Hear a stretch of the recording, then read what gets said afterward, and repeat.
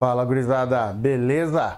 Eu sou o professor Hilton, o seu professor de física aqui do YouTube, e seja muito bem-vindo ao nosso canal. Você está na playlist do Estudante Apressado e hoje nós falaremos um pouquinho sobre os espelhos esféricos. Essa vai ser apenas uma parte de nossas aulas sobre esse assunto. A gente vai se dedicar a entender o que é um espelho esférico e as formações de imagem desse espelho. E se você não conhece o nosso trabalho, peço para assistir alguns vídeos. Se gostar, se inscreva no canal, ative os sinos de notificação, deixe um comentário e compartilhe os nossos vídeos. Bem, vamos começar aqui então o nosso estudo de hoje, falando um pouquinho sobre o que é o espelho esférico. Bem, o nome já diz, ele vem de uma esfera.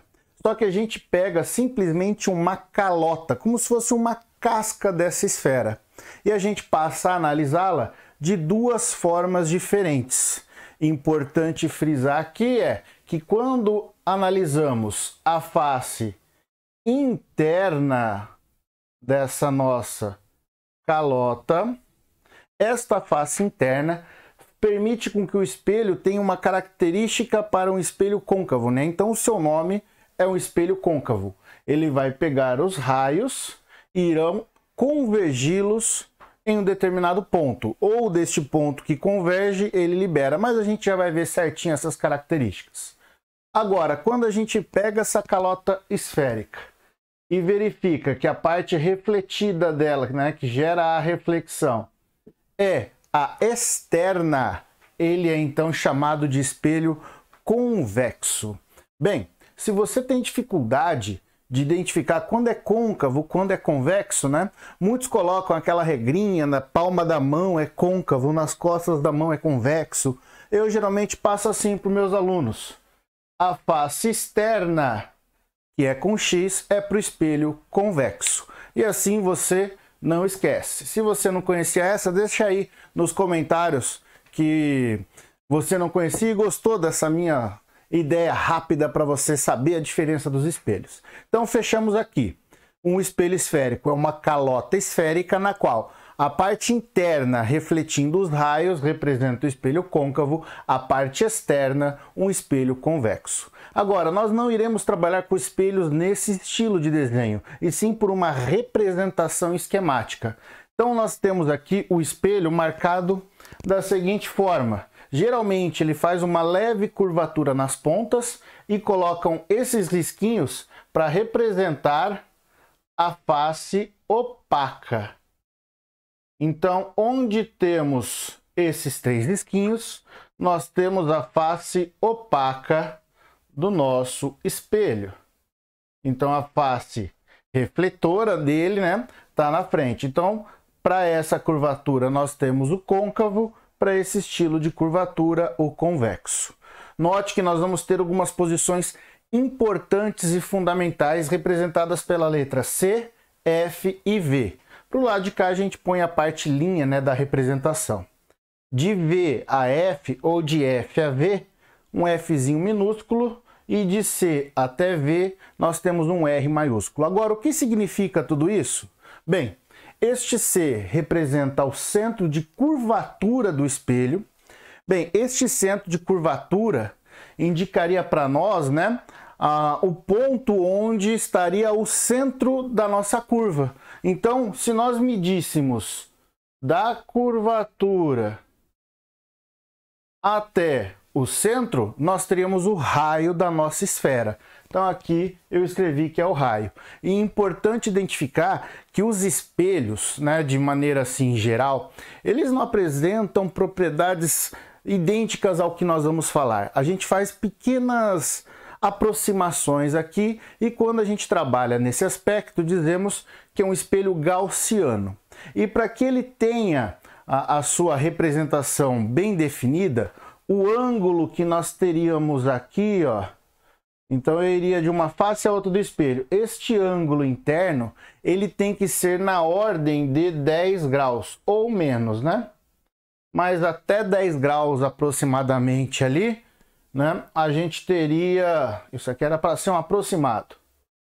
A gente teria aqui, ó, o espelho com as características gaussianas, que permitem que a gente então desenhe, né, todas as imagens com perfeitas nitidez, que é o que vocês estão acostumados a ver aí no ensino médio. Então isso é importante que você tenha conhecimento.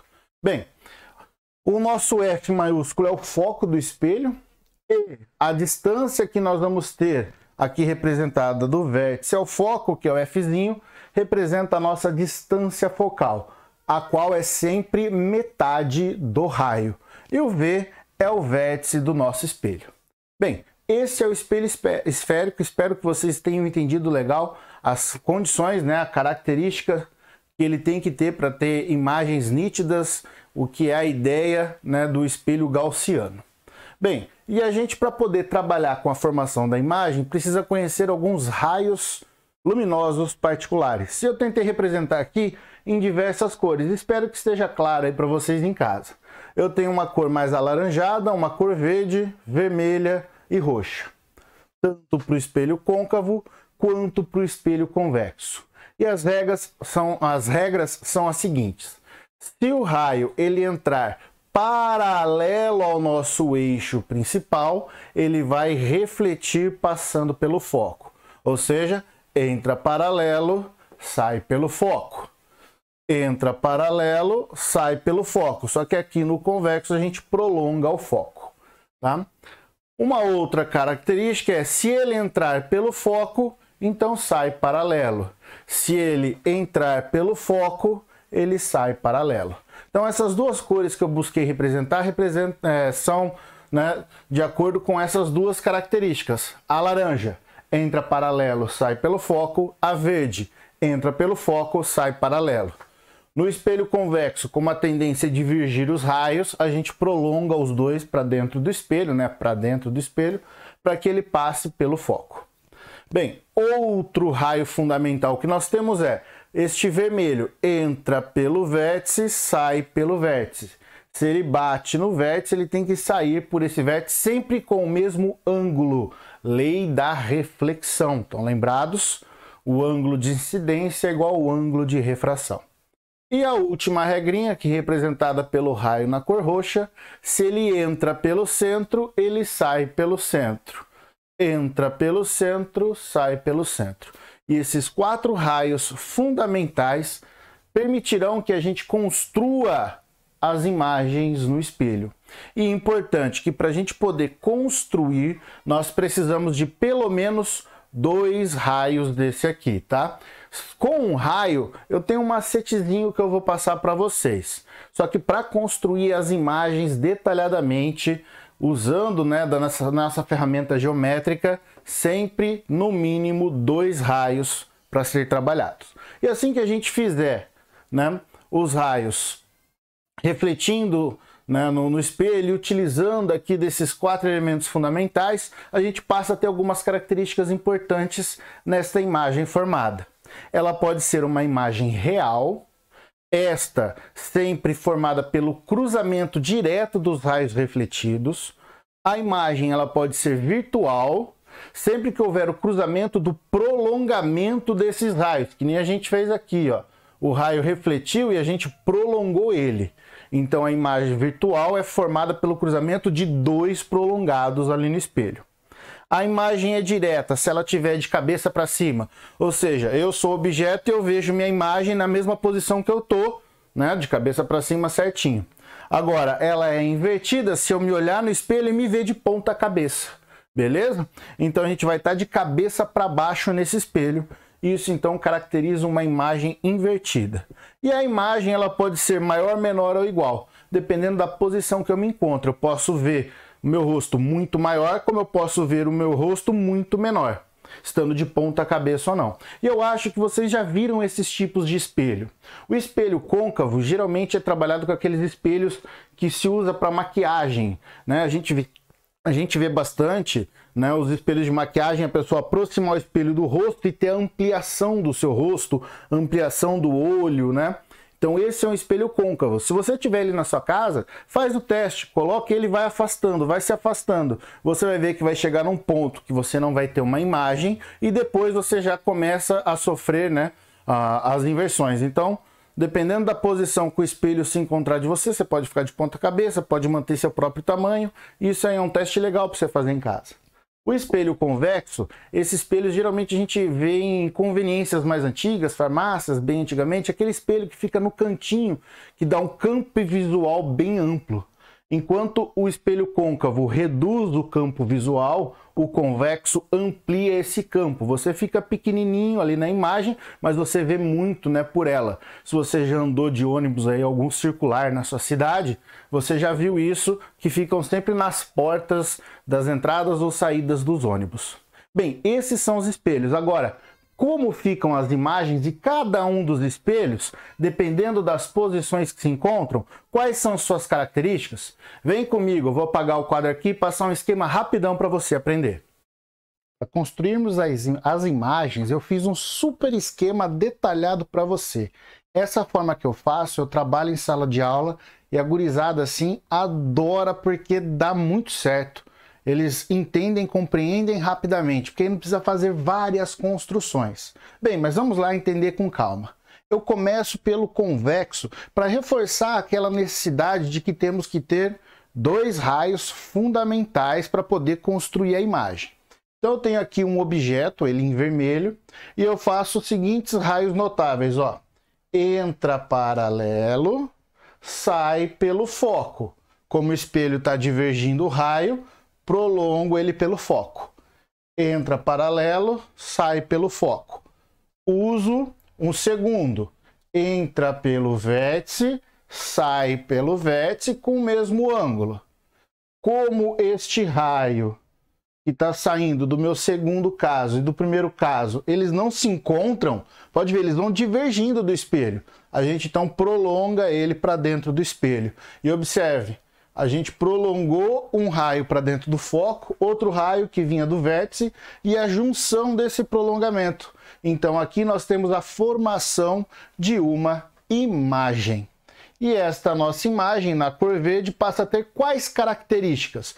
Observe bem e lembre do que falamos anteriormente. Sempre que ela é formada pelo prolongamento, pelo cruzamento do prolongamento dos raios, ela é uma imagem virtual. Vou escrever vir, de virtual. Esta imagem está de cabeça para cima, na mesma situação que o objeto. Então ela é direita. E esta imagem, em termos de seu tamanho, ela é menor que o objeto. Então, para que você aí saiba rapidamente a formação da imagem no convexo, ela é um vir de me. Já já eu falo o porquê dessa nomenclatura, mas você já entendeu. Virtual, direita e menor. E uma característica muito importante é que este objeto aqui, vou escrever para vocês, ele pode estar em qualquer lugar. Não importa o lugar que ele vai estar, ele vai sempre gerar esta imagem. Ele tem sempre uma imagem. E esta é a imagem dele, que no caso é a nossa verde-me. Tá claro? E assim a gente faz a construção de imagens no espelho convexo. Agora, e no côncavo? Se você observar agora aqui pelo esquema, a gente tem várias. Olhando para o esquema, você fala, nossa, professor, parece muito cheio, muita informação. Mas eu te garanto que esse esquema vai ficar muito mais fácil e você vai gostar. Por quê? Eu não preciso construir 5 situações. Eu faço em uma só. Então, note, isso aqui é um macete. Quem é meu aluno, me acompanha nas redes sociais, no YouTube, ou aqueles meus alunos presenciais, sabe o quanto eu sou contra macete. Mas esse aqui é legal. Ele evita você chegar na hora da prova e ficar meio perdido para ter que construir a situação. Essa aqui já é uma construção mais rápida. Essa eu acho legal. Ficaria como então? Nós temos 5 posições diferentes para colocar o objeto. Do mais afastado ao mais próximo do espelho. Então, esta posição 1, antes do centro. 2, em cima do centro. 3, entre o centro e o foco. 4, sobre o foco. 5, entre o foco e o vértice. Entenderam? A gente vai caminhando com o objeto. O que a gente tem aqui para baixo é a imagem gerada. Bem, eu usei de uma única regra aqui, ó. Entra paralelo, sai pelo foco. Só esta basta para poder fazer esse esquema. Mas lembrando, é um esquema, é um macete rápido para você aprender. Para que tudo dê certo na formação, 2. Se você for para uma prova cuja segunda fase é aberta e ele exigir, faça um esquema, represente os raios, não se esqueça, 2 raios sempre. Não faz isso não, tá? Isso aqui é só para você fazer uma prova de alternativa de maneira rápida para você não se perder, fechou? Então note que meus objetos eu pus a nomenclatura 1, 2, 3, 4, 5. As minhas imagens ficaram 1, 2, 3 e 5 linhas. Então, o que isso quer dizer? Que o objeto 1 tem por imagem essa daqui. O objeto 2 tem esta como sua imagem. O objeto 3 tem esta como sua imagem. Viu como ficou mais fácil? O objeto 4 não tem, né? Ela é imprópria. É o momento que se traçássemos 2 raios, eles sairiam paralelos. E o 5 tem essa imagem 5 linha. Vamos aqui classificar cada uma delas, ó. Então eu quero saber de vocês o que vai dar 1 linha, 2 linhas, 3 linhas, 4 linhas que não tem e o 5 linha. Vamos lá, ó. A gente não tem aquela regra aqui, ó, cruzamento dos raios, mas vamos usar aqui, ó, que está sendo formada direta pelo raio de luz. Imagem que é formada direta pelo raio de luz, sem que haja o prolongamento, é uma imagem real. Então a nossa 1 linha, ela é uma imagem real. Esta imagem, ela está de cabeça para baixo em relação ao objeto. Então ela é invertida. E se eu olhar o tamanho do objeto com o tamanho da imagem, ela é menor. Eu vou então gravar um rimê, beleza? Real, invertida e menor. Se eu for olhar para o 2, fala para mim aí, o que é que vai dar? Isso, ela é real, ela é invertida e igual. Ela fica do mesmo tamanho sempre que o objeto estiver posicionado sobre o centro. Real, invertida e igual. Ri. No 3, ó, então o objeto 3 gera 3 linhas. De novo, comigo, ela é real, direto, né, do raio de luz. Ela é invertida, tá de ponta cabeça e ela é maior. Então ela é uma imagem rima. Tranquilos isso? Então, ó, 1, 2 e 3 linhas, rimê, ri, rimar. Na 4, não tem imagem, então a gente não precisa falar nada aqui no esqueminha, que daqui a pouco eu falo para vocês. Só que você tem que lembrar que ela é chamada de imagem imprópria. Os raios de luz, eles ficam paralelos, tanto, né, os 2 raios refletidos direto, quanto os que a gente prolongar. Eles nunca se cruzam, por isso não há formação de imagem. E no 5 linha, o que é que a gente tem aqui, ó? Ela veio do prolongamento. Se veio do prolongamento de raios, ela é virtual. Tá de cabeça para cima, ela é direita. Olhando para o 5 e para o 5 linha, ela passa a ser de tamanho maior. E aí nós temos o vir de mar. Fala para mim se você não gostou desse esquema. Vou dar um espaço aqui para você dar um print. Pausa o vídeo, printa. E aproveitando esse print que você deu, se você gostou e achou que ficou legal, vamos fazer o seguinte. Tira esse print, né? Coloca ele lá no seu Instagram, no seu Stories e marca @paralelodefísica. Marca a gente lá que eu recompartilho na nossa página do Instagram, beleza? Fala assim, ó, valeu, gostei, põe um joinha, marca o paralelo que eu reposto lá para você. Quero ver se valeu a pena mesmo você com esse esqueminha. Agora, outra coisa que eu quero de vocês, se você gostou de verdade do que é a imagem do convexo vir de me, rimê, ri, rimar e vir de mar, eu tenho uma musiquinha em que eu coloco a construção da imagem e essas características. Se você quiser ouvir, quer que eu grave, coloque aí nos comentários. Grava a música, professor, que eu faço um vídeo só da música, da formação das imagens, beleza? E o meu último pedido é aquele de sempre. Se você gostou da nossa aula, se inscreva em nosso canal, deixe seu joinha, deixe um comentário, comentem tudo aí o que eu pedi e compartilhe, né, os nossos vídeos com seus amigos que também vão precisar dessa aula. E eu os aguardo na nossa próxima videoaula, no nosso próximo encontro. Um forte abraço e um beijo no cérebro.